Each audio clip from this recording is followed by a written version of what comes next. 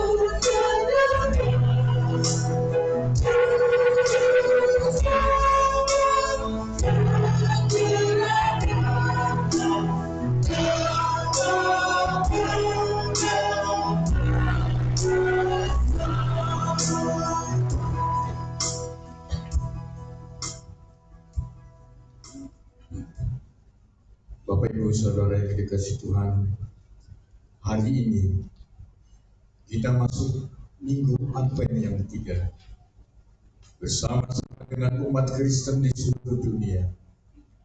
Marilah kita akan masa penantian akan kedatangan yang semakin dekat dengan selalu berbuat kebaikan. Selama masa Advent kita mempersiapkan hati untuk merayakan kedatangan Sang Anak, yaitu bayi Yesus yang terbaring di palungan, dicintai oleh Maria dan Yusuf, dan disembah oleh para gembala serta orang Majus.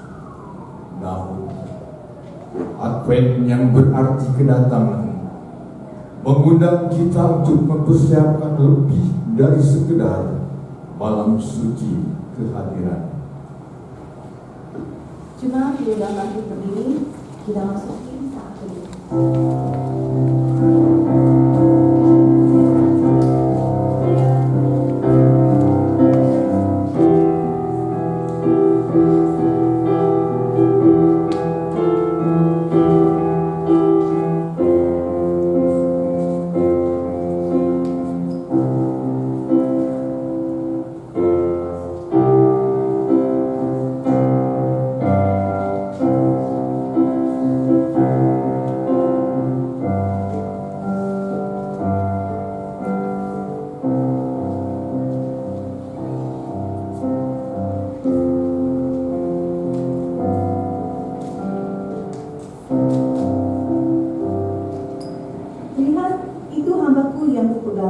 Orang pilihanku yang kepadanya aku berkenan.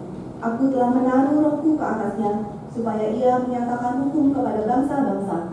Ia tidak akan berteriak atau menyaringkan suara, atau memperdengarkan suaranya di jalan. Hulu yang pasang terkulai tidak akan diputuskan, dan sumbu yang pudar nyalanya tidak akan dipadamkannya. Tetapi dengan setia ia akan menyatakan hukum. Maka kemuliaan Tuhan akan dinyatakan dan seluruh umat manusia akan melihat bersama-sama. Sungguh Tuhan sendiri telah mengatakan. Kita mulai kebaktian Advent yang ketiga ini dengan pengakuan pertolongan kita adalah dalam nama Tuhan yang menciptakan langit dan bumi. Kasih karunia dan damai sejahtera dari Allah Bapa kita dan Tuhan Yesus Kristus menyertai kita sekalian. Masih tetap berdiri, kita memuji Tuhan. Puji Sion bergemar, kita nyanyikan bait 1 dan 2.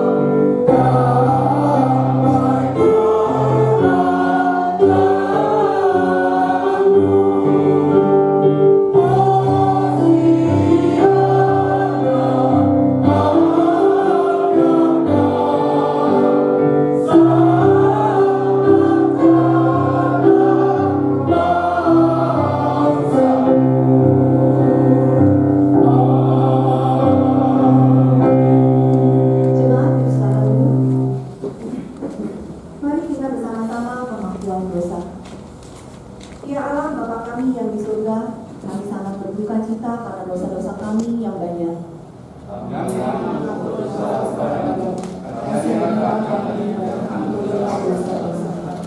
Ingatlah kami karena kasih setiamu yang tak berkesudahan itu. Menurunkanlah Roh Kudus kepada kami agar kami dapat melakukan yang baik dan mau. Mampukanlah kami untuk menggunakan seluruh waktu, tenaga dan pikiran serta uang yang ada pada kami. Bawalah kami melakukan kebenaran,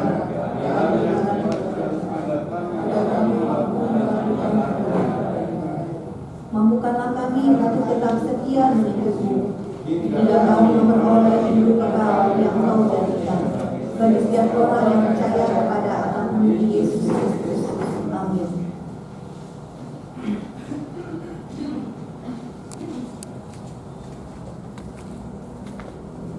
Memang benar, Allah hadir tatkala semua harapan tanpa hilang dan kita bisa mempercayai kebesaran Allah.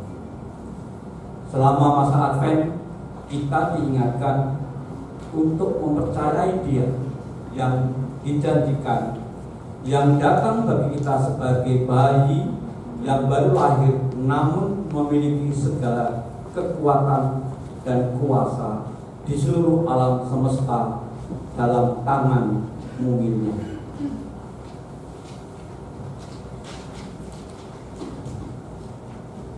Juru selamat yang kelahirannya sedang kita persiapkan untuk dirayakan adalah anak manusia yang suatu hari kelak akan datang kembali untuk menghakimi yang hidup dan yang mati. Demi Dialah Allah mengutus seorang utusan untuk mempersiapkan jalan. Yohanes Pembaptis yang berseru-seru di padang gurun bersaksi tentang kuasa dan kemuliaan Yesus, Sang Anak di palungan, adalah Allah yang perkasa, yang kerajaannya tidak akan pernah berakhir. Kita akan berdoa seperti yang Tuhan ajarkan kepada kita. Mari kita berdoa bersama-sama. Bapa kami yang di surga, dikuduskanlah namamu, datanglah kerajaan-Mu, jadilah kehendak-Mu di bumi seperti di surga. Berikanlah kami pada hari ini makanan kami yang secukupnya, dan ampunilah kami akan kesalahan kami, seperti kami juga mengampuni orang yang salah kepada kami. Dan janganlah membawa kami ke dalam pencobaan, tetapi lepaskanlah kami daripada yang jahat. Karena Engkau yang punya kerajaan dan kuasa dan kemuliaan sampai selama-lamanya. Amin. Kita akan kembali memuji Tuhan dengan pujian Kudus, Kuduslah Tuhan. Yes.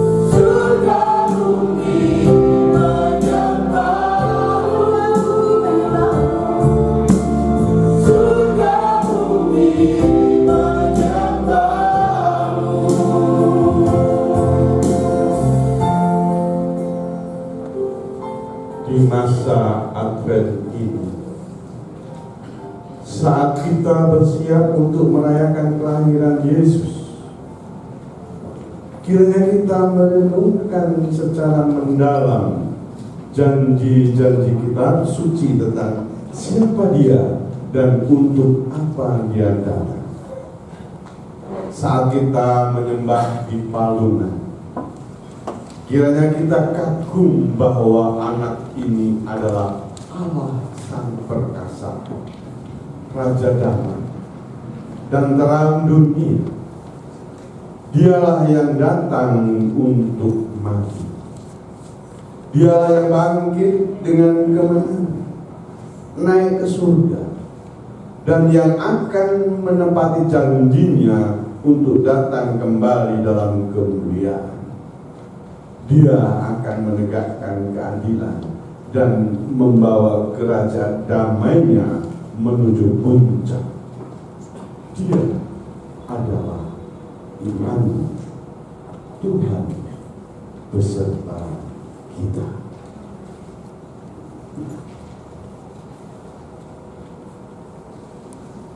Kita akan beresponsoria.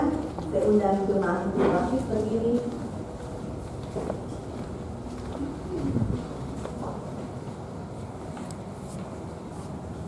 Bersorak-sorailah hai putri Sion, bertempik soraklah hai Israel.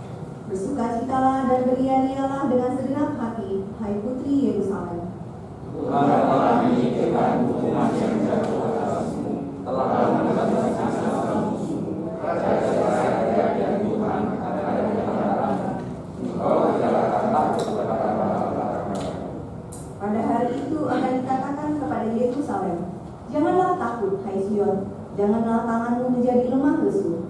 Tuhan Allah menegakkan seekor awan yang memberi kemenangan. Dia akan membawa masyarakat. Ia membaharui engkau dalam kasih-Nya. Ia bersorak-sorak karena engkau dengan sorak-sorai. Seperti pada hari pertemuan raya, aku akan mengangkat mata denganmu, sehingga orang yang kau ucapkan imanmu. Sesungguhnya pada waktu itu aku akan bertindak terhadap segala penindasnya, tapi aku akan menyelamatkan yang susah. Tuhan yang terpecah dan akan membawa mereka yang pertama lalu menjadi kecil dan lama itu. Pada waktu itu Aku akan membawa kamu pulang, yakni pada waktu aku mengumpulkan kamu, supaya aku mau membuat kamu menjadi kenamaan dan pujian di antara segala bangsa di bumi dengan kemuliaan.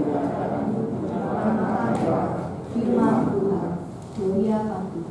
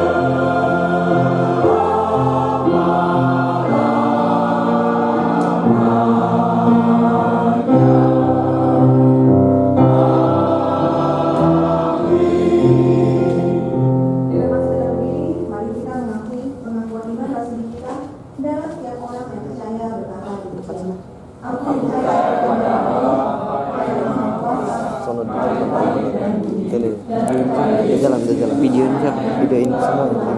Lu aja.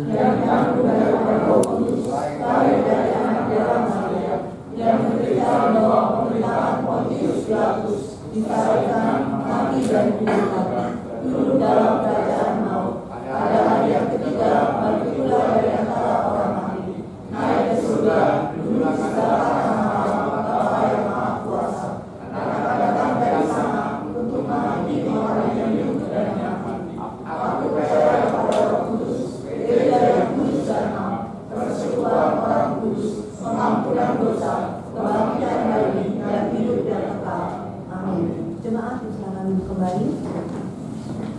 Puji Tuhan,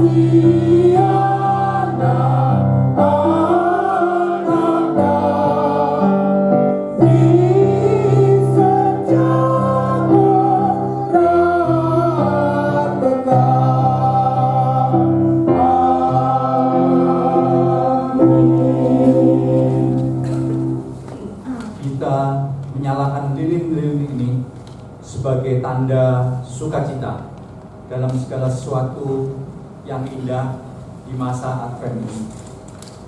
Bukan hanya sekedar sesuatu yang bersinar dan yang berkelap-kelip saja, tetapi hal-hal yang lebih mendalam, keindahan hati dan jiwa kita, keindahan kasih yang dibagikan dalam pelayanan dan hospitality.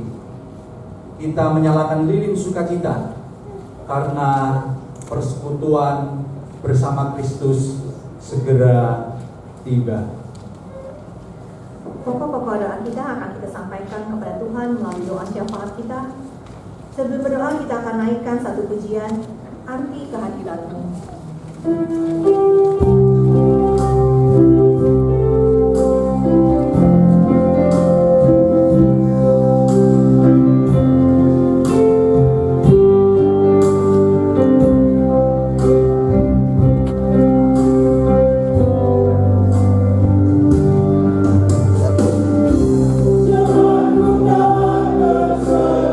Mana?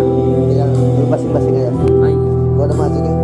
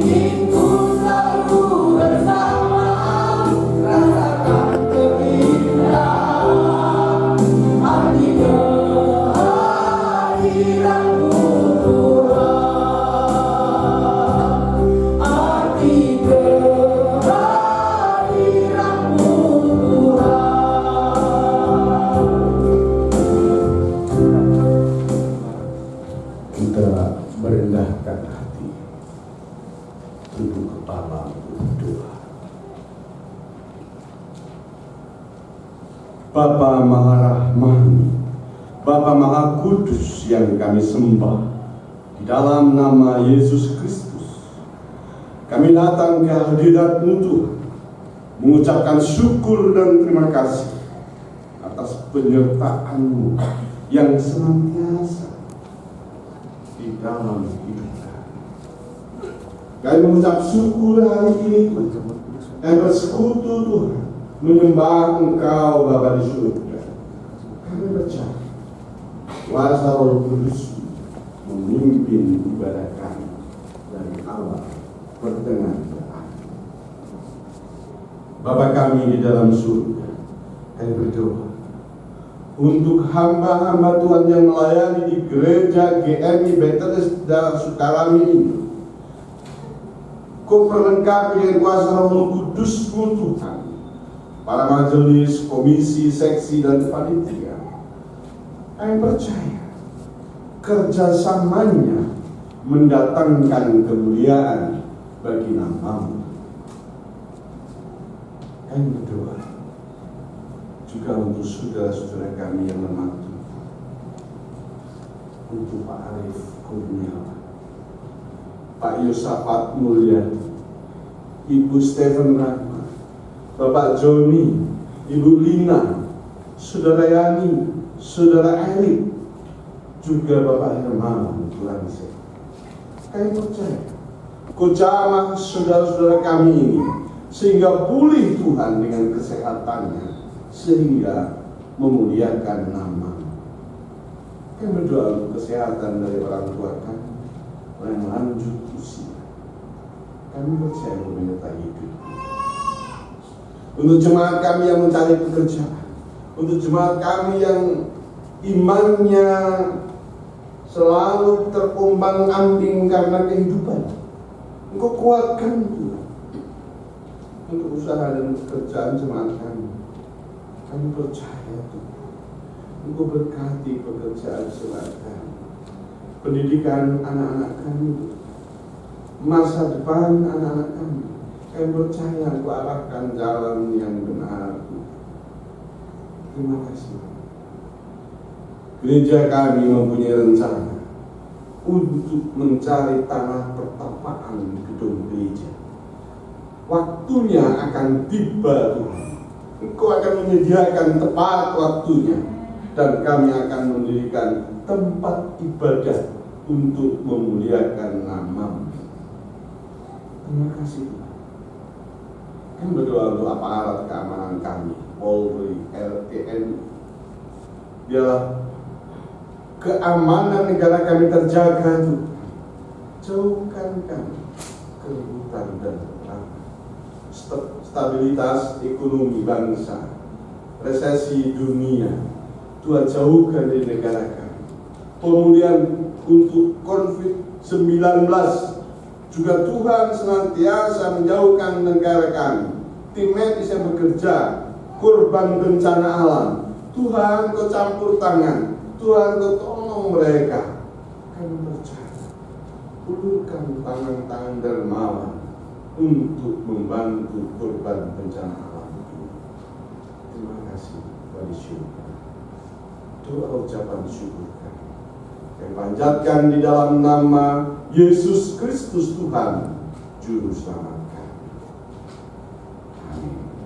Kita simak warta.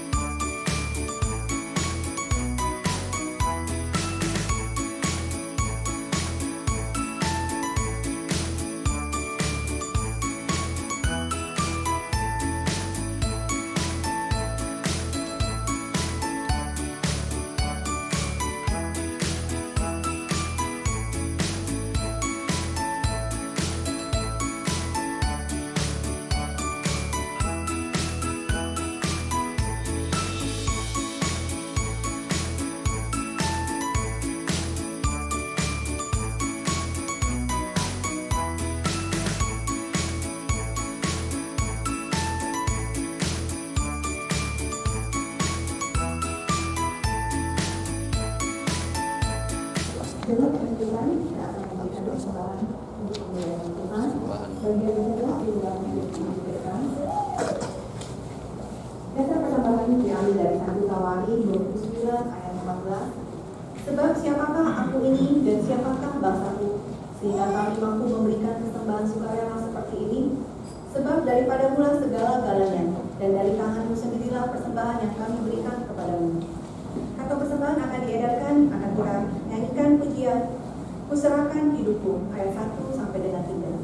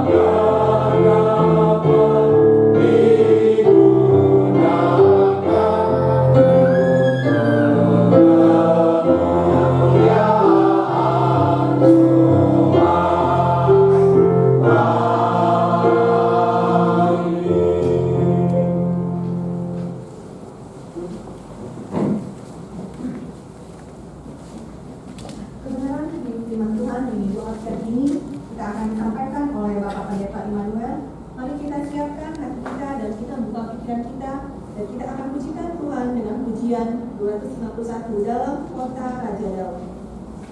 Dalam kota raja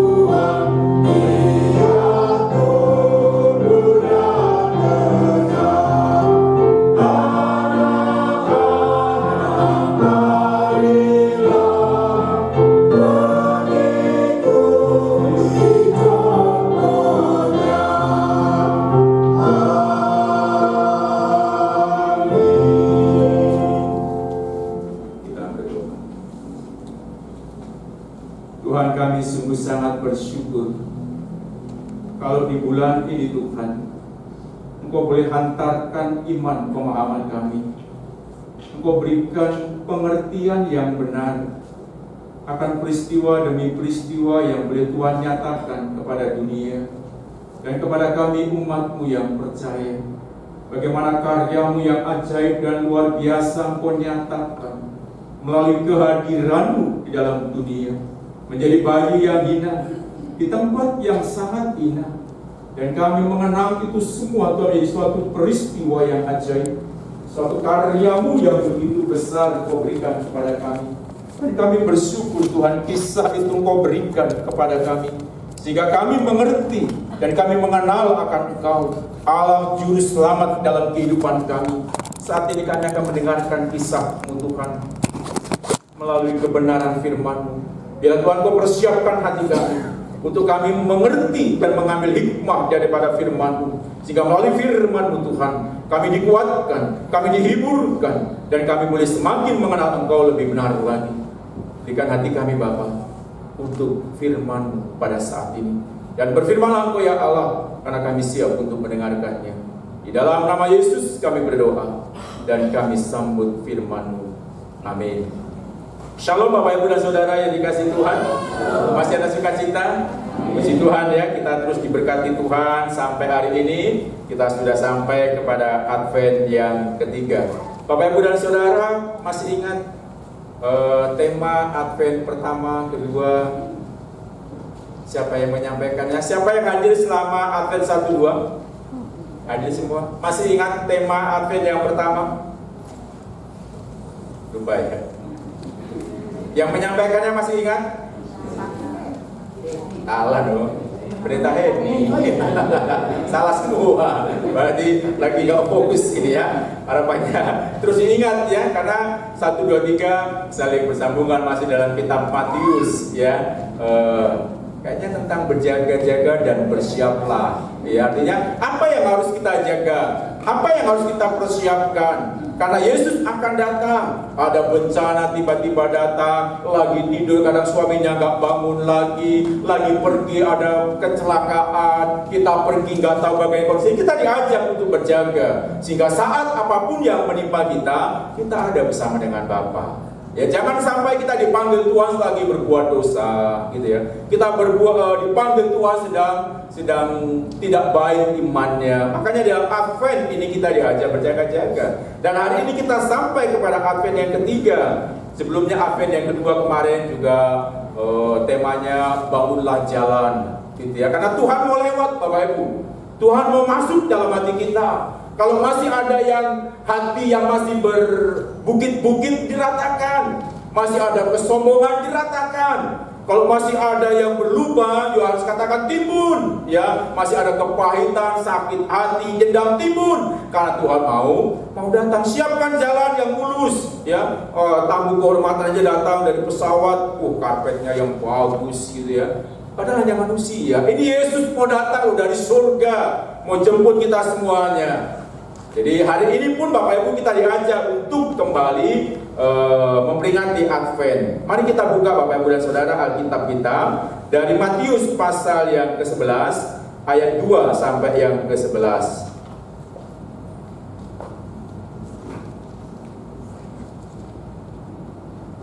Sudah mendapatkannya?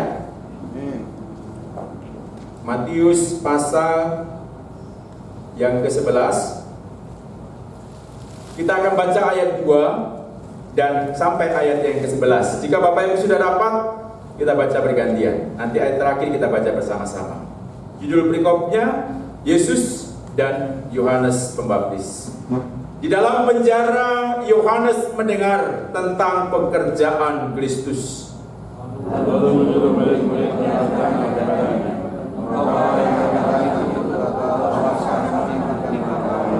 Yesus menjawab, "Pergilah dan katakanlah kepada Yohanes apa yang kamu dengar dan kamu lihat." Orang itu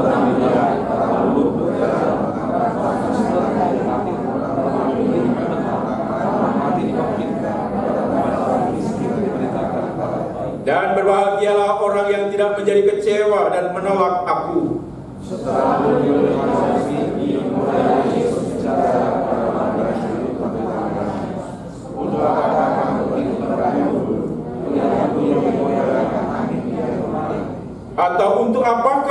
aku pergi melihat orang yang berpakaian halus. Orang yang berpakaian halus itu tempatnya di istana raja.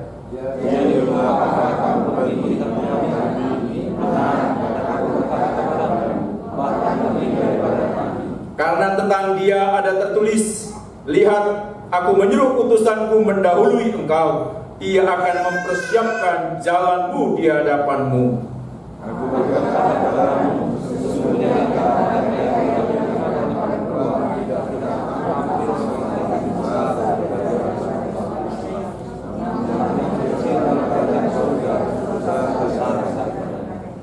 Amin. Sampai demikian jauh Bapak Ibu dan Saudara pembacaan firman Tuhan, dan teks yang kita baca tadi, kita akan beri tema, apakah engkau yang akan datang? Kok ini pasti gambarnya seperti Yesus ya. Kalau saya gambar pasang saya, pasti Bapak Ibu bertanya-tanya, tapi ini Immanuel ya. Memang Immanuel yang akan datang ya. Apakah dia yang akan datang? Bapak Ibu dan Saudara yang dikasihi Tuhan, dalam kehidupan yang kita jalani pada saat ini, itu seperti satu lautan pertanyaan yang tidak ada jawabannya, Bapak Ibu. Dalam kehidupan ini banyak pertanyaan demi pertanyaan, hampir tiap hari kita bertanya, walaupun terkadang kita tidak menemukan pertanyaannya, jawabannya. Seringkali Bapak Ibu setiap pertanyaan itu muncul karena ada sesuatu yang melatar belakanginya. Saat Bapak Ibu sakit atau keluarga sakit, maka akan muncul satu pertanyaan, kenapa harus aku yang sakit? Kenapa harus anakku yang sakit? Dia kan kemarin sehat, kami mengkonsumsi makanan yang sehat, kami jaga makanan kami, 4 sehat 5 sempurna, kami minum susu setiap pagi dan malam supaya sehat, kami selalu minum vitamin, tapi kenapa dia yang sakit? Atau mungkin banyak pertanyaan Bapak Ibu yang melatar belakangi, mungkin masalah perekonomian. Ya, kita bertanya, kenapa harus ekonomi kami? Kami bekerja suami istri mati-matian siang malam ya, berangkat pagi pulang malam, tapi kenapa kami gak ada keberhasilan? Kenapa hidup kami masih susah? Kenapa utang kami juga masih banyak? Terkadang itu juga lewat tanpa ada satu jawaban. Demikian juga Bapak Ibu dan Saudara yang dikasih oleh Tuhan, masih banyak pertanyaan-pertanyaan lain yang terkadang tidak ada satu jawaban. Kami ini setia Pak Pendeta, tiap hari Minggu kami ibadah, tapi kesetiaan kami dibalas dengan kesusahan. Mana upahnya kami setia ini? Setiap hari kami ibadah, berdoa, tapi toh hidup kami gak ada satu perubahan. Dan pertanyaan itu pun Bapak Ibu dan Saudara lewat tanpa ada satu jawaban. Siapa yang bisa menjawabnya Bapak Ibu? Dan hari ini pun Bapak Ibu, di hari Advent yang ketiga, tema kita ini juga satu pertanyaan Bapak Ibu. Siapa tadi yang bertanya Bapak Ibu? Di ayat yang keberapa tadi ya? Kedua. Yohanes Pembaptis yang bertanya Bapak Ibu. Apakah dia yang akan datang atau kami harus menunggu yang lainnya? Nah Bapak Ibu dan Saudara, kita melihat Bapak Ibu dan Saudara yang dikasihi Tuhan. Kita kenal siapa Yohanes Pembaptis. Ini pertanyaannya Bapak Ibu. Apakah kamu yang akan datang atau haruskah kami menunggu? Minggu-minggu lalu Advent 1 dan 2 kita melihat Bapak Ibu dan Saudara, bagaimana Yohanes ini Bapak Ibu dan Saudara. Yohanes adalah orang yang dipersiapkan Tuhan. Yohanes ini orang hebat. Dia yang mengeluh-elukan kepada banyak orang, bertobatlah, bertobatlah. Dia yang membaptis banyak orang karena bertobat. Dia itu adalah utusan Allah. Dia bahkan yang mengatakan untuk membaptis Yesus, aku membuka tali kasutnya pun tidak layak. Orang banyak mengatakan dia itu Elia. Orang banyak mengatakan dia itu adalah Mesias. Bapak Ibu dan Saudara, ini hebatnya Yohanes Pembaptis. Dia dengan lantang mengatakan, bertobat kau, dosamu sudah terlalu banyak. Bertobat kau, tidak binasa kamu. Lantang suara Yohanes memberitakan pertobatan Bapak Ibu dan Saudara. Karena dalam kitab Yesaya dia dinobatkan, diutus atau dinubuatkan sebagai seorang utusan Allah yang akan datang mendahului Mesias. Itu artinya Yohanes tadi dalam bacaan terakhir, dia dalam kerajaan surga itu yang terbesar, Bapak Ibu dan Saudara. Karena dia penting. Yesus mengakui dia lebih daripada nabi, Bapak Ibu dan Saudara. Tapi Bapak Ibu dan Saudara, kenapa orang yang hebat seperti Yohanes ini masih meragukan tentang Mesias? Masih bertanya tentang Mesias? Bukankah dia yang membaptis Yesus? Bukankah dia yang mengatakan ini Mesias membawa kesembuhan, ini Mesias membuka tali kasutnya pun aku tidak layak untuknya. Tapi hari ini Bapak Ibu dan Saudara, kita dibuatnya agak bingung juga. Kenapa dia bertanya di ayat yang ketiga ini, Bapak Ibu? Apakah kamu yang akan datang atau haruskah kami menunggu yang lain? Bukankah Yohanes sudah tahu pasti, Bapak Ibu, bahwa Yesus itu adalah Mesias? Bukankah dia yang mengumandangkan bahwa ini loh Mesias yang akan datang itu? Dia yang akan membebaskan bangsa Israel itu. Hanya Bapak Ibu di ayat ketiga ini yang sangat menjadi tema. Dia bertanya, apakah kamu yang akan datang? Ataukah aku harus menunggu yang lain? Bapak Ibu dan Saudara, pertanyaan ini disampaikan Yohanes saat dia ada dalam penjara. Ya. Ini kondisi Yohanes, Bapak Ibu dan Saudara, yang kemarin dilihat lantang begitu membaptis Yesus, sekarang dia ada dalam penjara. Yohanes, Bapak Ibu dan Saudara, saat dia di dalam penjara, dia memulai ada satu keraguan, ada satu kekhawatiran apa yang sudah dilakukan oleh Yesus itu. Karena saat Yesus tampil, Yohanes sudah tidak bisa mendengar lagi. Saat Yesus tampil dalam pelayanan, Yohanes sudah tidak bisa melihat lagi karena Yohanes sudah ditangkap Herodes. Bapak Ibu dan Saudara yang dikasih Tuhan, saat Yohanes di dalam penjara, Bapak Ibu, dia nggak melihat apa yang Yesus lakukan. Dan saat dia ada dalam penjara, Bapak Ibu dan Saudara, muncul satu keraguan dan kekhawatiran, benarkah dia adalah Mesias itu? Nah Bapak Ibu dan Saudara, next, kita tahu Bapak Ibu ya, kenapa Yohanes itu dipenjarakan. Masih ingat Bapak Ibu ya kisah ini ya?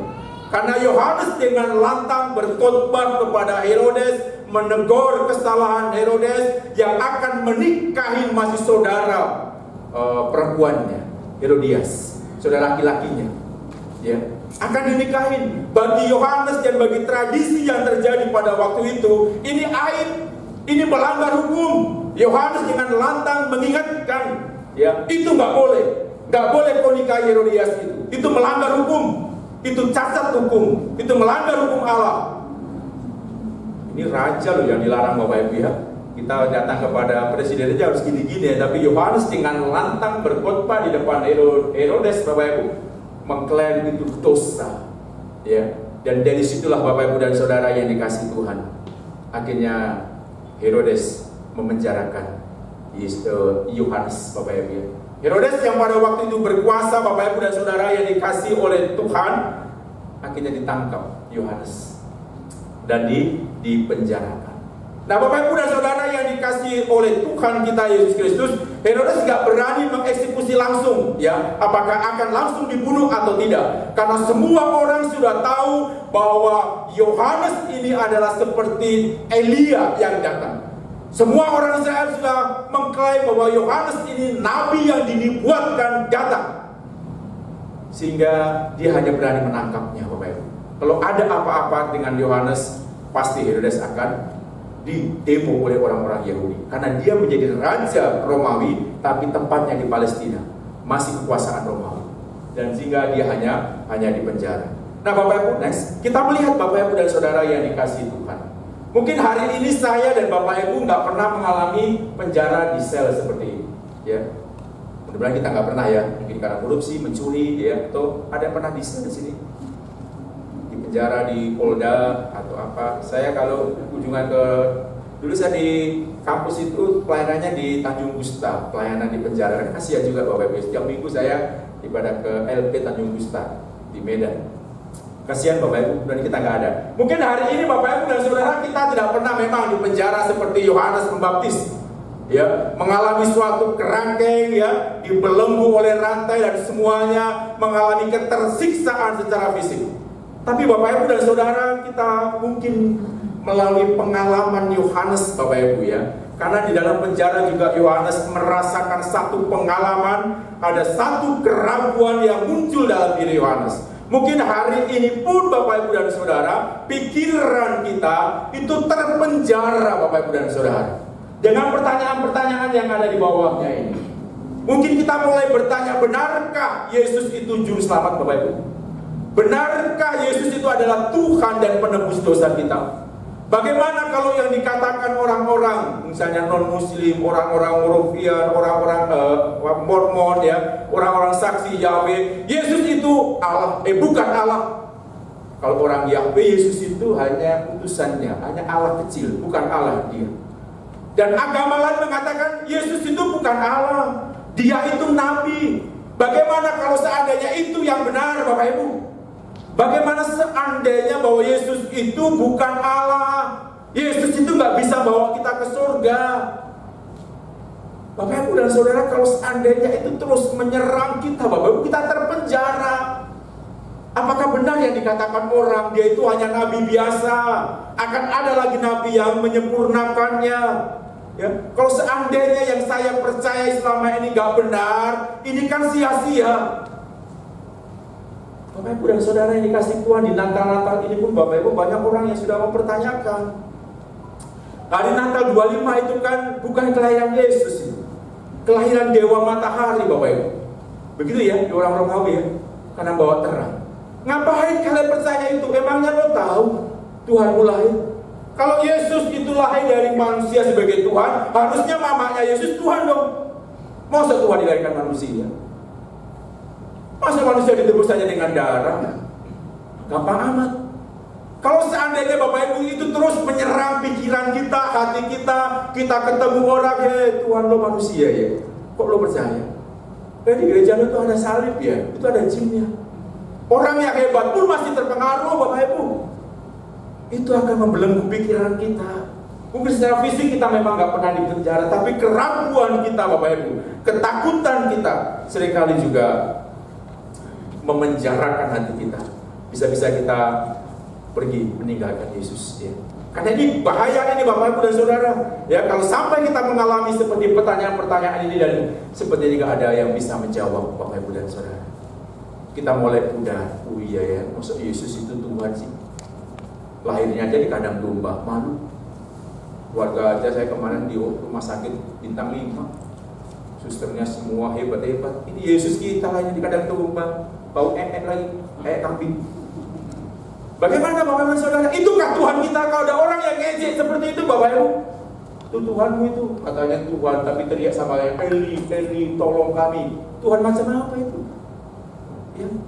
Itu kan mengganggu Bapak Ibu saat engkau dialog dengan orang lain, engkau terpenjara dengan pikiran itu. Belum lagi kau tunjukkan, betul nggak ya Alkitab itu? Kata orang Alkitab, orang Kristen itu buatan manusia. Ada perselingkuhan di dalamnya, ya. Ada wanita-wanita. Allahnya orang Kristen itu kejam, suka membunuh, suka berperang. Itukah kitab suci? Ini kan pertanyaan yang membelenggu saya, mungkin Bapak Ibu juga.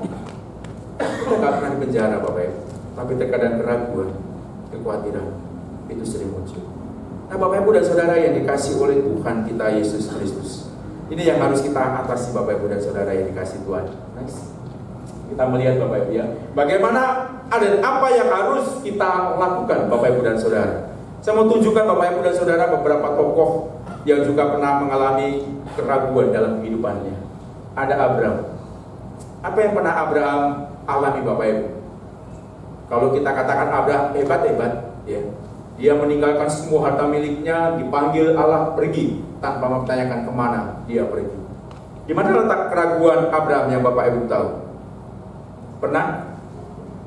Ya, waktu dia masuk ke Mesir Bapak Ibu dan Saudara, dia melihat ya Mesir ini pasti bahaya ini, nyawanya dia bisa terancam. Sampai dia katakan, nanti kalau ditanya orang, bilang kamu bukan istriku. Sama Sarah ya, bilang kau adalah adikku. Dan betul Bapak Ibu, Raja Mesir terpesona dengan kecantikan istri Abraham. Diambilnya Bapak Ibu. Untung Roh Kudus ngingatin, jangan kau ambil dia itu istri hambaku yang setia.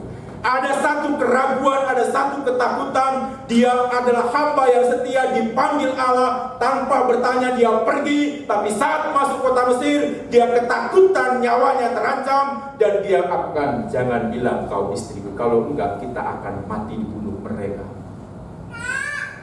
Bahaya yang keraguan seperti ini Bapak Ibu dan Saudara. Dia hamba Allah yang luar biasa. Ya, kita juga melihat Elia. Ya, apa yang dialami Elia? Elia pernah membasmi dewa-dewa Baal. 450 orang dibunuh seorang diri. Tapi saat Isabel mengancam dia lari ketakutan. Seorang wanita. Sampai-sampai dia dibawa pohon terbanting, Tuhan ambil nyawaku ini. Loh, ini hamba Allah yang luar biasa loh Elia ini Bapak Ibu. Dia minta doa turun ya, doa api itu ya, menyambar persembahan itu. Datang. Dia minta supaya hujan turun, datang hujan. Dikejar wanita Isabel, lari dia Bapak Ibu. Dia di bawah pohon terbanting berdoa sama Tuhan, minta Tuhan ambil nyawaku ini. Aku sudah gak kuat lagi. Ada keraguan Bapak Ibu. Ada ketakutan yang luar biasa dialami oleh Elia, hamba Allah yang luar biasa. Kita melihat satu lagi dari perjanjian baru, Thomas, yang sudah dengan mata kepala sendiri melihat Yesus, mujizat Yesus, ya yang sudah dikatakan aku akan bangkit. Dia dibilang Yesus bangkit. No, gak percaya gua. Kalau belum jariku ini mencucukkan itu bekas tombaknya itu, gak akan percaya. Sampai dia pulang, dia akan dengan kebimbangan, dia akan kembali menjadi penjala manusia, diingati teman-teman suku. Dia sudah menampakkan diri sama kita semua. Bohong kau, bercanda kau, kata Thomas. Yakin kami sudah melihat dia. Bercanda lagi kau. Akhirnya Tuhan sendiri yang menjumpai. Ada satu keraguan Bapak Ibu dan Saudara ya akan iman kita. Nah, bukankah kita juga sering mengalami hal yang seperti ini Bapak Ibu dan Saudara yang dikasih Tuhan? Lalu apa yang kita lakukan Bapak Ibu? Apakah biar ajalah keraguan itu? Bahaya. Engkau akan hilang dari Yesus. Next. Nah kita lihat Bapak Ibu ya ini. Mengapa Yohanes mendapat dirinya Bapak Ibu terkunci dalam penjara keraguan Bapak Ibu? Ada satu keputusasaan. Yohanes ini terbiasa di padang gurun, di padang belantara, ya. Tapi saat ini dia harus di penjara, meringkuk Bapak Ibu dan Saudara. Nggak bisa bebas lagi dia. Pasti saat kerjaan yang seperti itu Bapak Ibu dan Saudara, dia merasa dirinya terikat, muncul satu keputusasaan. Dia nggak bebas lagi Bapak Ibu dan Saudara yang kasih Tuhan. Hanya kamar sepetak aja, itu pun kecil, mungkin 1 meter kali 1 meter Bapak Ibu dan Saudara. Situasi ini yang tidak bisa dia ubah Bapak Ibu. Yohanes tidak bisa mengubah keadaan itu. Dia hanya bisa menikmati sel yang membelenggu dia, rantai yang mengikat dia. Ini yang menyebabkan Yohanes dalam keputusasaan, sehingga dia mulai ragu akan Tuhannya yang dia siarkan itu.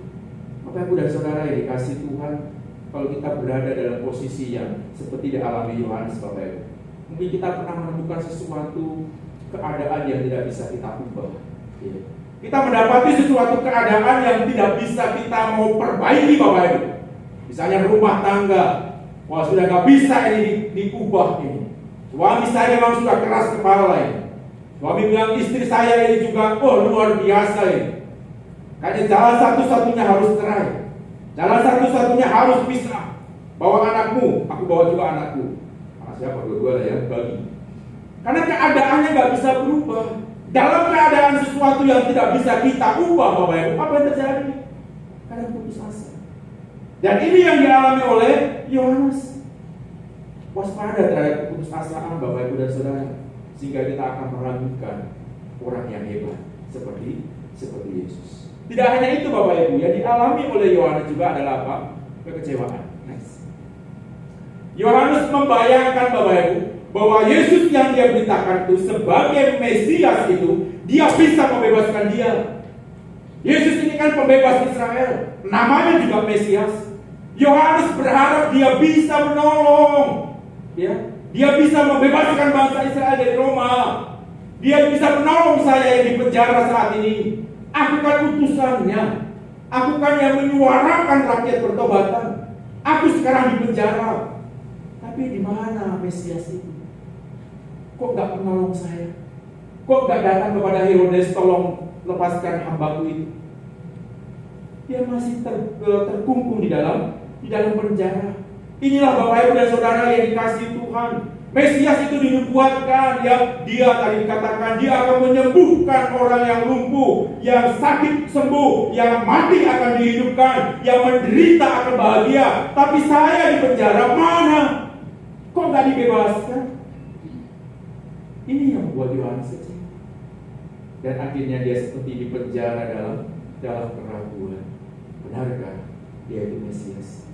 Nah, kalau Bapak Ibu pernah mengalami hal yang seperti ini, Bapak Ibu dan Saudara yang dikasihi Tuhan, ya, kita berpikir nggak ada jalan keluar, kita berusaha tidak menemukan jalan, sehingga kita kecewa. Saat kita kecewa dengan orang-orang, kita tidak mau ke gereja, kita tidak mau datang kepada Tuhan, kita pun marah kepada Tuhan. Tuhan macam apa ini? Nggak bisa menolong keluarga kami. Tuhan bagaimana ini? Berdoa pun nggak dijawab doa saya. Sudahlah kalau gitu, ku tinggalkan aja. Betul yang dibilang orang itu, oh bukan Tuhan kok. Misalnya dia, ini misalnya bukan saya ngomong. Ya, karena nggak ada satu solusi Bapak Ibu. Sampai aku berdoa tiap hari. Doa Bapak kami yang udah hafal tuh. Hukum Taurat pun aku udah hafal tuh. Sudah aku baca dari Kejadian sampai Wahyu. Apalagi yang belum. Ya, ini pertanyaan Bapak Ibu dan Saudara. Yohanes Bapak Ibu dan Saudara tidak mengalami itu semuanya. Dan dia harus menghadapi suatu kecewaan. Dan kalau hari ini kondisi kita sama dengan Yohanes, Bapak Ibu dan Saudara, di dalam penjara keraguan, ada keputusasaan yang kita alami, ada satu kekecewaan yang kita hadapi. Apa yang dilakukan Yohanes, Bapak Ibu, yang juga mungkin harus kita lakukan? Next. Di sini kita mau belajar, Bapak Ibu dan Saudara. Yohanes datang kepada Yesus melalui murid-muridnya. Ya, muridnya datang, tanyakan dulu dia itu sebenarnya siapa? Pas Bapak Ibu, jangan tanya Herodes. Kalau masalahmu dengan orang itu, tanya sama dia. Jangan tanya sama orang lain. Saya yang punya masalah sama Pak Tulsi, saya tanya sama orang lain. Pak Tulsi itu gimana? Baik gak sih dia? Tanya aja langsung. Dan ini cara yang benar yang Yesus ambil, Bapak Ibu dan Saudara yang kasih Tuhan. Dia tanya, ya karena dia gak bisa lihat Yesus lagi. Dia sudah di penjara. Kalau lihat kisahnya Bapak Ibu, Yesus memang akhirnya waktu Herodes pesta, yang masih ingat cerita itu ya, anaknya minta apa aku beri, awalnya bilang minta kepala lu. Saya katakan kepalanya ya, di Bapak Ibu bisa makan nanti. Dipotong Bapak Ibu kepalanya, baru ditilang di bos kepala yang belum minta. Di mana Yesus Bapak Ibu nggak tolong? Yesus bisa tolong nggak Bapak Ibu? Ini bisa dong, kupingnya matus dipotong set, mana kupingnya? Nempel lagi. Bisa ada Tuhan ubah waktu dipotong pedangnya jadi pita di pedangnya. Bisa kan? Kalau Tuhan mau tolong bisa kan Bapak Ibu? Tapi enggak, hanya pedang itu menebas leher Yohanes Pembaptis. Nah Bapak Ibu dan Saudara yang dikasih Tuhan, saat dalam keadaan yang seperti itu Bapak Ibu, untuk menjawab pertanyaan Yohanes tadi, yang juga menjadi pertanyaan Advent pada saat ini, menjadi pertanyaan saya dan juga Bapak Ibu, saat kita ada dalam keraguan, Yohanes datang lalu sini semua, tanya dulu siapa dia sebenarnya. Dan Yesus juga nggak mau terus terang Bapak Ibu dan Saudara ya. Yesus terus terang nggak Bapak Ibu? Kembalilah dan katakanlah apa yang kamu lihat. Cuma gitu jawaban Yesus ya. Oh Yesus ini bikin pusing ya. Tinggal bilang aja aku ini Mesias. Susah ya. Yesus memang belum memperkenalkan itu. Kan cuma bilang muridnya tadi kan, kembalilah sampaikan pada Yohanes, akulah yang membangkitkan orang sembuh, orang sakit sehat gitu ya. Nah ini ada dalam next ya, Yesaya Bapak Ibu dan Saudara. Artinya Yesus hanya mengatakan suruh Yohanes itu kembali kepada firman Tuhan. Suruh Yohanes itu lihat kepada firman Tuhan. Suruh Yohanes itu pahami akan firman Tuhan. Yesaya, ya, Yesaya 35 dikatakan situ. Next. Ayat 3 sampai ayat yang ke-6. Nah, saya bacakan Bapak Ibu ya. Kuatkanlah tangan yang lemah lesu dan teguhkanlah lutut yang goyah. Katakanlah kepada orang-orang yang tawar hati, kuatkanlah hati, janganlah takut. Lihatlah Allahmu akan datang dengan pembalasan dan dengan ganjaran Allah. Ia sendiri datang menyelamatkan kamu. Pada waktu itu mata orang-orang buta akan dicelikan dan telinga orang-orang tuli akan dibuka. Pada waktu itu orang lumpuh akan melompat seperti rusa dan mulut dan orang bisu akan bersorak-sorai, sebab mata air memancar di padang gurun dan sungai di padang belantara. Ini Yesaya yang sudah kubuatkan. Ini loh Yohanes Mesias yang kau bilang itu orangnya seperti ini. Baca Alkitab lagi supaya engkau tahu Mesias itu adalah ini. Semua dunia akan dibuatnya sejahtera sebenarnya. Di situ jawaban Yesus, Bapak. Kembali lihat Alkitab. Makanya Pak Mepi terus berjuang ingatin kita tiap hari. Baca ya Kejadian, Ayub dan sebagainya ya, supaya kita tahu peristiwa Allah itu ya, supaya jawab pertanyaan-pertanyaan tadi kita itu ada jawabannya. Bahkan dikatakan di dalam Yesaya 61 ya, juga dikatakan Bapak Ibu, roh Tuhan Allah ada padaku, oleh karena Tuhan telah mengurapi aku.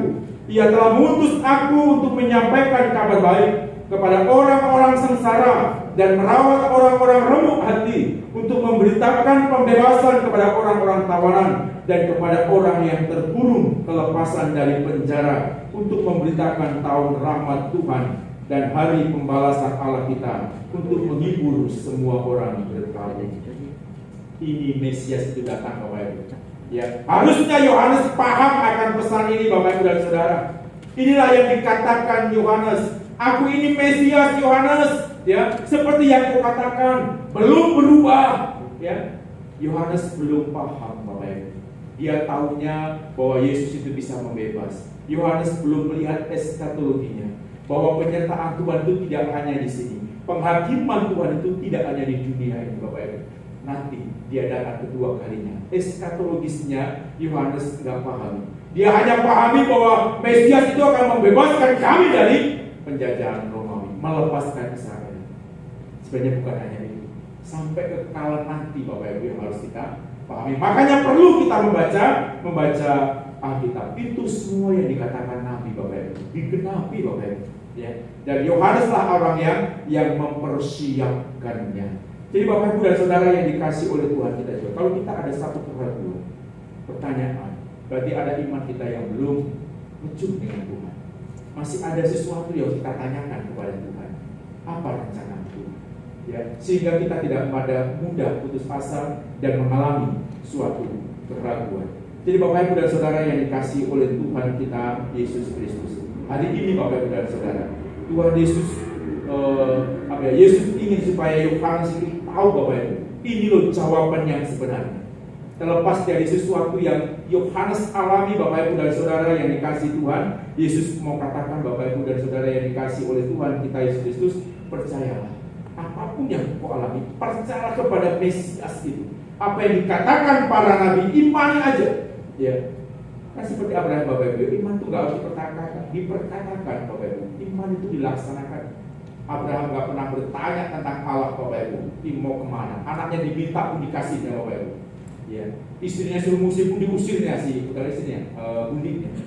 Iman kita harusnya sampai di situ, Bapak Ibu. Sampai kita akan menemukan, oh ini rupanya rencana Allah dan sebagainya. Sehingga saat kita mengalami keraguan, kita langsung ingat, Tuhan pasti ada sesuatu yang mau diberikan. Kan gitu, Bapak Ibu ya. Kalaupun Allah tidak menolong Yohanes dan dia harus dipenggal kepalanya, juga ada satu rencana Tuhan, Bapak Ibu. Tuhan panggil kita, Tuhan menggenapi rencananya. Bapak Ibu dan Saudara yang dikasih Tuhan, Tuhan juga menginginkan kita, Bapak Ibu, saat misteri pertanyaan dunia ini gak dijawab, Bapak Ibu. Ya, mungkin ada lagi kayak pertanyaannya. Itu terakhir ya. Nah, Bapak Ibu dan Saudara, mungkin kita juga akan mengalami seperti Yohanes, Bapak Ibu. Mungkin orang kita bertanya, mengapa sih orang baik itu menderita, Bapak Ibu? Mengapa kita mendapati orang-orang baik itu yang menderita? Orang yang rajin ke gereja banyak menderita. Kenapa kita melihat bayi yang belum, orang katakan belum berdosa, dia nggak tahu sakitnya, tiba-tiba mati atau meninggal, Bapak Ibu ya? Sehingga orang tanya, Pak Pendeta, kalau bayi yang lahir baru 1 hari meninggal, belum dibaptis, dia masuk surga nggak ya, Pak ya? Ini pertanyaan Yesus juga, Bapak Ibu ya?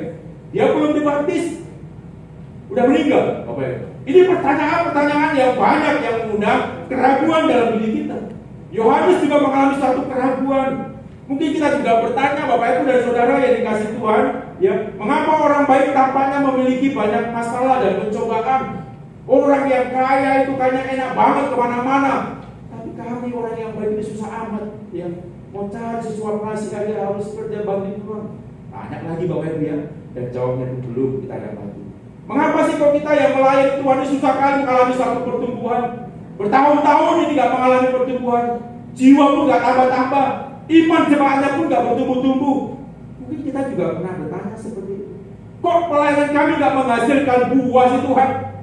Udah capek khotbah, capek melayani, tiap hari latihan, sermon, musik semuanya. Mana pertumbuhannya? Mungkin itu ada juga Bapak Ibu. Pertanyaan-pertanyaan seperti itu Bapak Ibu dan Saudara yang dikasih Tuhan. Mengapa sih Tuhan di dunia ini penyakit? Kalau Engkau itu Raja Damai, kenapa masih banyak peperangan Tuhan? Kenapa Kau biarkan bencana alam menimpa banyak orang yang mati?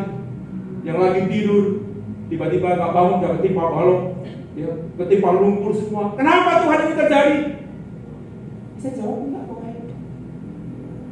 Wah, itu tidak nasibnya Pak.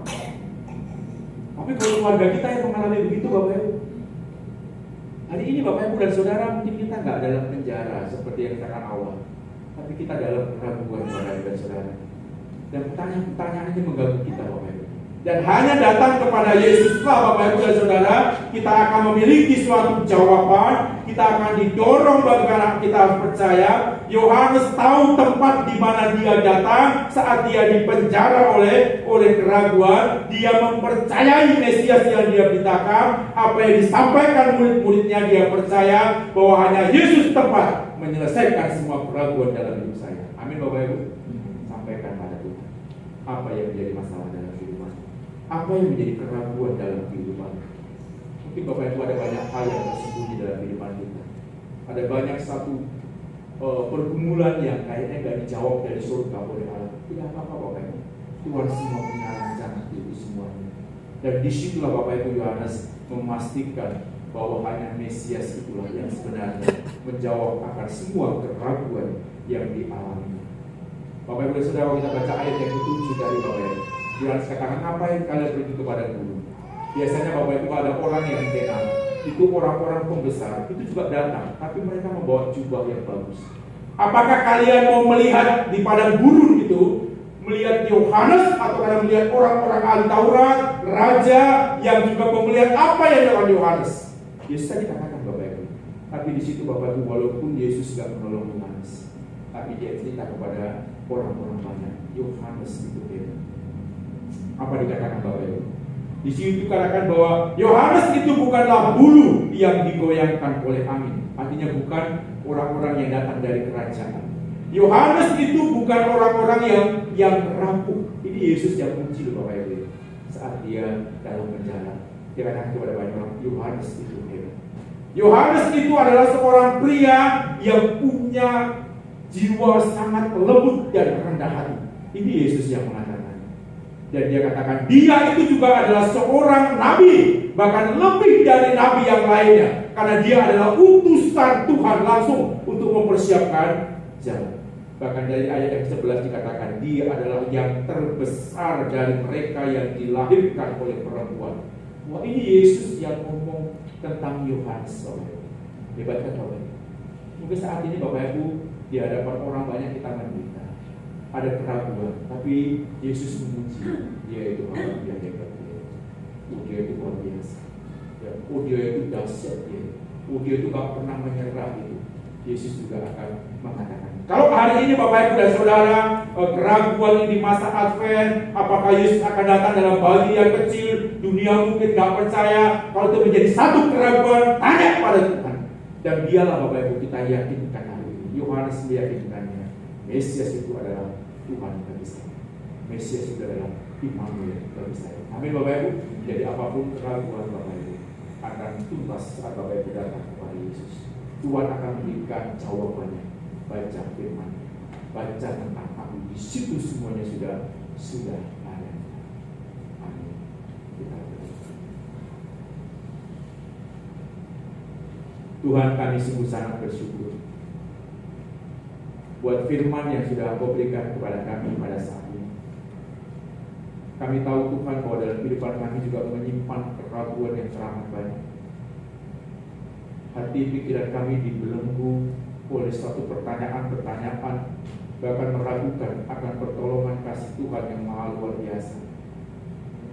Saat keadaan kami dilatar belakangi oleh suatu hal yang sangat sulit, kami dibelenggu oleh keraguan. Kami diperhadapkan oleh suatu kenyataan yang sulit untuk kami hadapi.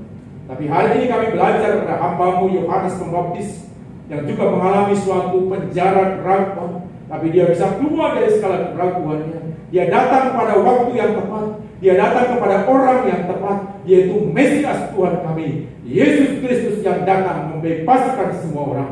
Dan hari ini Bapa, hanya Engkau Yesus yang juga mampu membebaskan, memampukan kami, menjawab setiap keraguan dalam kehidupan kami, menjawab setiap keputusasaan dalam kehidupan kami, menjawab setiap kekecewaan dalam kehidupan kami. Engkau adalah Yesus, adalah Allah yang datang menjumpai kami semuanya. Kuatkan kami Bapa, kepercayaan kami, iman kami, bahkan sampai pada akhirnya Engkau akan jemput kami semua. Ini doa kami Bapa di hadapan kami. Di dalam nama Yesus kami berdoa dan kami mengucapkan syukur. Amin. Baik Bapak Ibu dan Saudara, kita akan persiapkan hati dan juga pikiran kita. Kita akan memenuhi panggilan Tuhan. Selalu mengingatkan kita agar kita melakukannya. Karena pertolongan Tuhan yang begitu luar biasa, pengorbanannya, bahkan kita diingatkan akan tubuh dan darahnya yang sudah tercurah bagi kita semuanya. Saya mengundang Bapak Ibu untuk bangkit berdiri dan kita bawa buku kita masing-masing.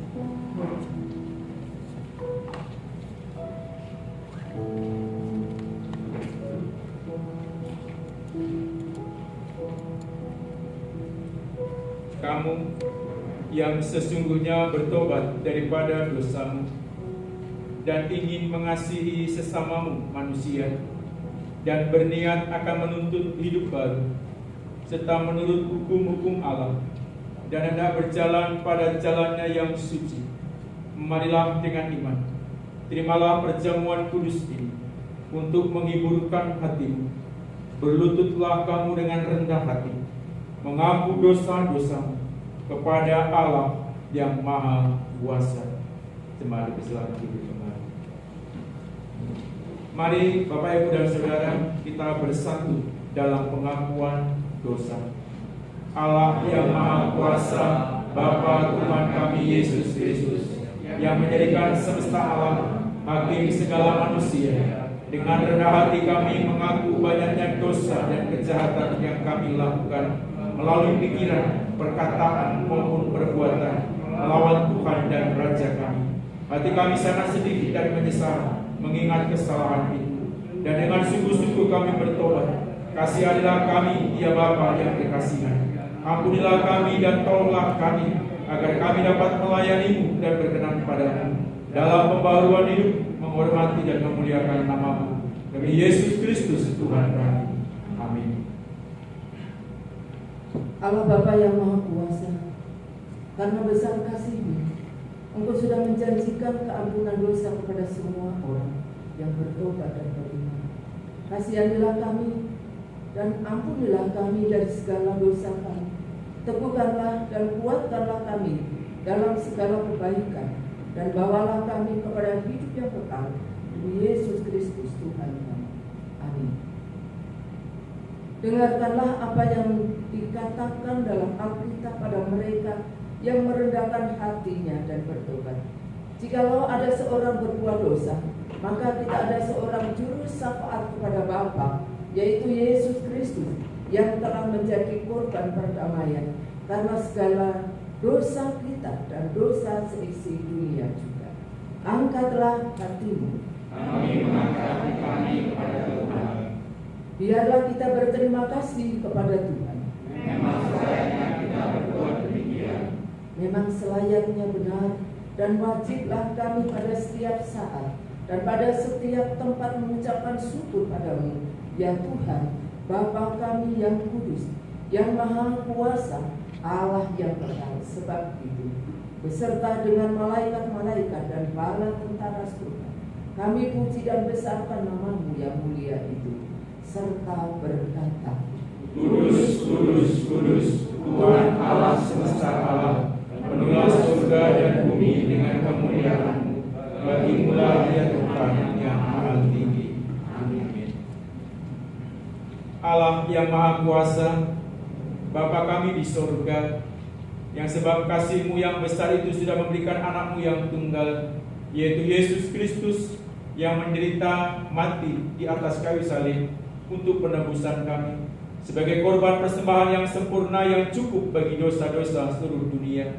Dalam Injilnya yang kudus, Dia memerintahkan kami melanjutkan peringatan ini atas kematiannya yang mulia itu. Dengarlah kami ya Bapa yang penuh kasih. Dengan rendah hati kami memohon kepada-Mu, supaya kami yang menerima roti dan anggur ini menurut peraturan anak-Mu Yesus Kristus dapat mengingat kematian dan kesengsaraannya, juga mengambil bagian daripada zat keilahiannya. Dengan pertolongan Dia, pada malam Yesus akan diserahkannya, diambilnya roti dan mengucapkan syukur, dipecahkannya serta diberikannya kepada murid-muridnya itu sambil berkata, "Ambillah, makanlah, inilah tubuhku yang diserahkan karena kamu. Perbuatlah demikian menjadi suatu peringatan akan daku." Demikian juga sesudah makan, diangkatnya cawan minuman, diucapkannya syukur serta diberikannya kepada mereka sambil berkata, "Minumlah kamu sekalian dari cawan ini. Inilah darahku, darah perjanjian baru, yang ditumpahkan karena kamu dan karena orang banyak, sebagai jalan keampunan dosa. Maka seberapa kali kamu minum, perbuatlah demikian menjadi peringatan akan daku." Mari kita bersama-sama berdoa. Tuhan yang maha rahman, biarlah kami berani datang ke meja-Mu ini dengan kepercayaan akan kebenaran kami sendiri, melainkan karena anugerah-Mu. Kami tidak layak mengumpulkan remah-remah dari bawah meja-Mu, tetapi Engkaulah ya Tuhan tetap berkasihan. Sebab itu tolonglah kami ya Tuhan, supaya kami dapat turut serta dalam peringatan ini akan anak-Mu Yesus Kristus, hingga kami dipenuhi dengan kesempurnaan hidupnya, dan dapat makin menyerupai Tuhan, dan dapat tinggal selama-lamanya dalam Tuhan dan Tuhan dalam kami. Jemaat yang dikasihi oleh Tuhan, mari kita panggil berdiri dan kita akan menerima perjamuan kudus, tapi yang melayani kami.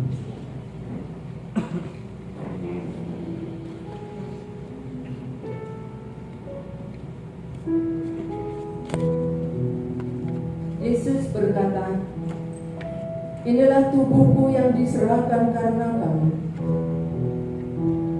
Ambil dan makanlah ini, menjadi suatu peringatan bahwa Kristus mati karena engkau, dan hendaklah Ia menjadi makanan rohani bagimu, melalui kepercayaan dan dengan ucapan syukur."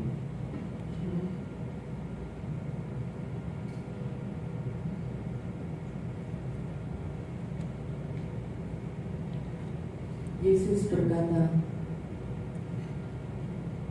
"Inilah tubuhku yang diserahkan karena kamu.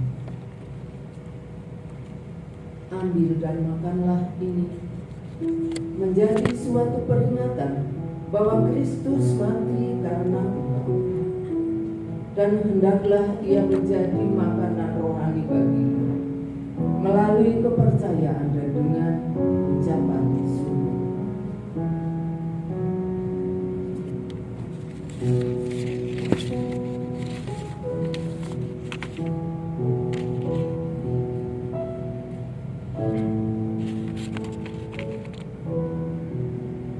Yesus berkata, "Inilah tubuhku yang diserahkan karena kamu. Ambil dan makanlah ini, menjadi suatu peringatan bahwa Kristus mati karena engkau, dan hendaklah Ia menjadi makanan rohani bagimu, melalui kepercayaan dan dengan ucapan syukur."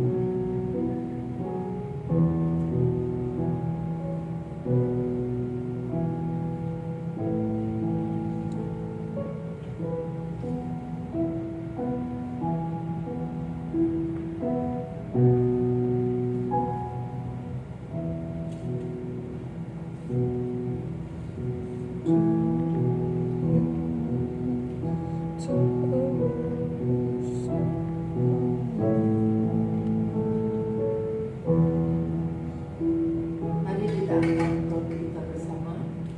Yesus berkata, inilah tubuhku yang diserahkan karena kamu. Ambil dan makanlah ini, menjadi suatu peringatan bahwa Kristus mati karena engkau. Dan hendaklah ia menjadi makanan rohani bagimu, melalui kepercayaan dan dengan ucapan syukur.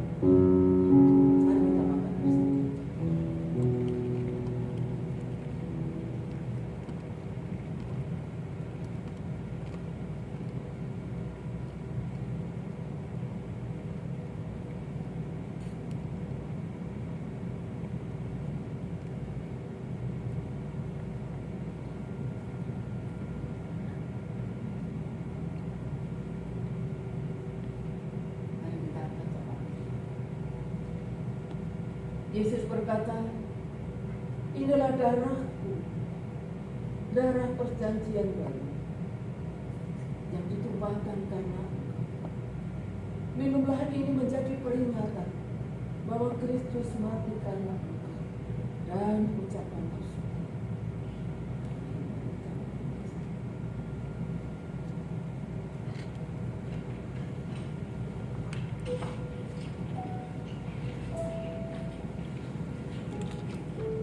Mari kita berdoa bersama-sama. Ya Tuhan, Bapa kami di surga, hamba-hamba-Mu yang indah ini memerlukan kerelaan-Mu sebagai Bapa kami untuk menerima persembahan puji-pujian dan syukur kami ini. Dengan rendah hati kami memohon padamu supaya kami dan seluruh gereja-Mu dapat dianugerahkan keampunan atas dosa-dosa kami dan seluruh bajikan yang lain daripada kesengsaraannya, demi jasa-jasa kematian anak-Mu Yesus Kristus dan demi kepercayaan akan darah-Nya. Di sini ya Tuhan, kami mempersembahkan dan menyerahkan diri kami kepada-Mu menjadi suatu korban yang patut, yang suci dan yang hidup kepada-Mu. Kami mohon supaya kami sekalian yang telah ikut makan unsur-unsur perjamuan kudus ini dapat dipenuhi dengan anugerah-Mu dan berkat surga-Mu. Walaupun kami tidak layak oleh sebab dosa-dosa kami mengorbankan sesuatu pun kepada-Mu, kami mohon kepada-Mu menerima kewajiban dan pelayanan kami ini, bukan oleh sebab jasa-jasa kami sendiri, melainkan oleh karena anugerah-Mu.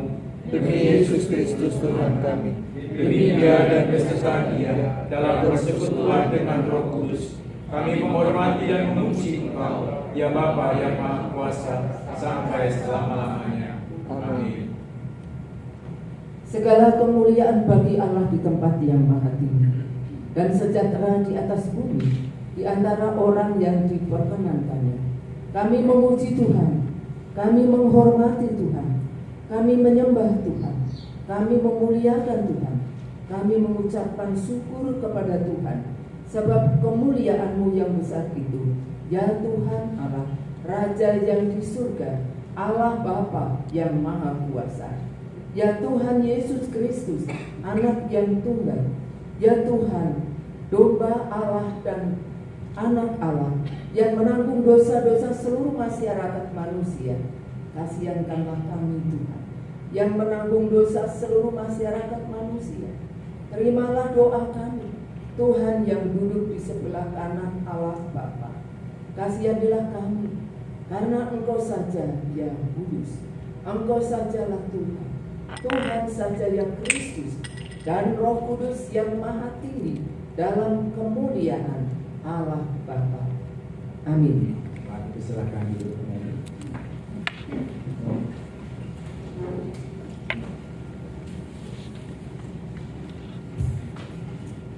Kita akan mengakhiri ibadah kita dengan pujian. Pulihkan aku Tuhan.